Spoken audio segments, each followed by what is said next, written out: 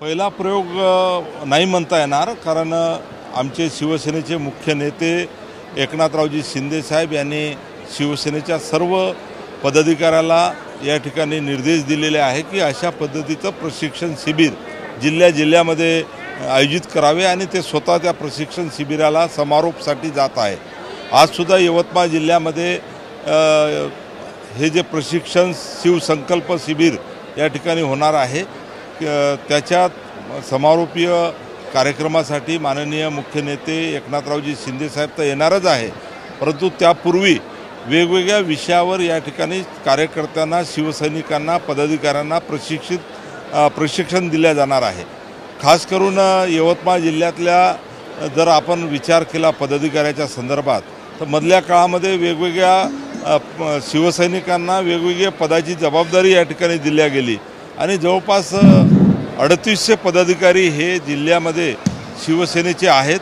शिवसेना असेल, महिला आघाडी असेल किंवा युवा सेना असेल, या सर्व पदाधिकाऱ्याला पदग्रहण सोहळा झाल्यानंतर त्यांना पुढील काळामध्ये कशा पद्धतीचं काम करायचं यासाठी या प्रशिक्षण शिबिरामध्ये खास करून अनेक विषयावर मार्गदर्शन करण्यात येणार आहे।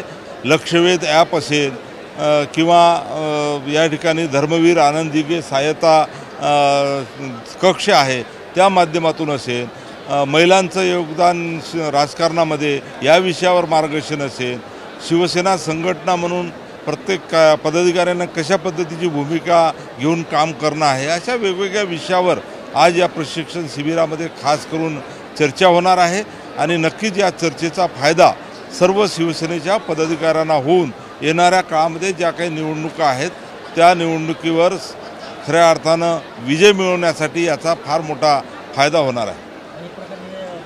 आगामी निवडणुकासाठी शिवसेना मोठ्या ताकदीने उतरल्याचं चित्र या एकंदरीत शिबिर आणि एकूण कार्यक्रमानंतर शिवसेनेची दिसते, ताकद शिवसेनेची वाढल्याचं दिसून निवडणुका आहे म्हणून शिवसेना किंवा शिवसैनिक हा कधी काम करत नसतो।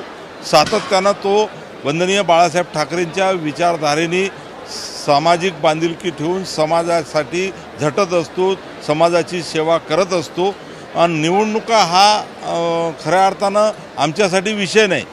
निवडणुका आहे म्हणून तयारी करणं, आम्ही सातत्यानं तयारीतच राहतो आणि म्हणून आता निवडणुका जाहीर होणार आहे। जिल्हा परिषद असेल, स्थानिक स्वराज्य संस्थेच्या निवडणुका आहेत आणि या निवडणुकीमध्ये खऱ्या अर्थानं परत या ठिकाणी शिवसैनिकाला चार्ज करण्याच्या दृष्टीनं हा कार्यक्रम पक्षाने दिलेला आहे आणि त्या पद्धतीचा यवतमाळ जिल्ह्यामध्ये हा कार्यक्रम होतो आहे।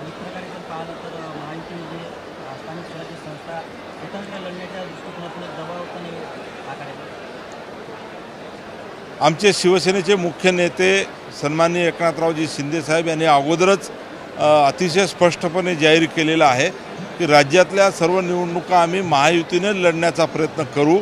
ज्या ज्या ठिकाणी काही अडचण असेल तर त्या ठिकाणी मात्र मैत्रीपूर्वक लढतसुद्धा होतील।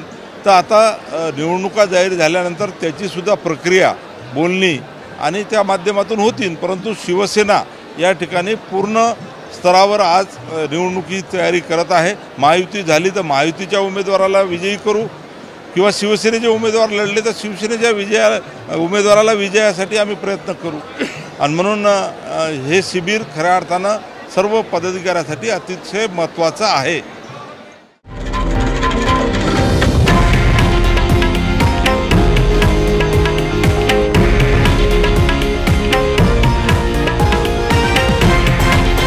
हे आहे देशातील नंबर 1 न्यूज नेटवर्क आणि आपण पाहत आहात TV9 मराठी, एकमेव।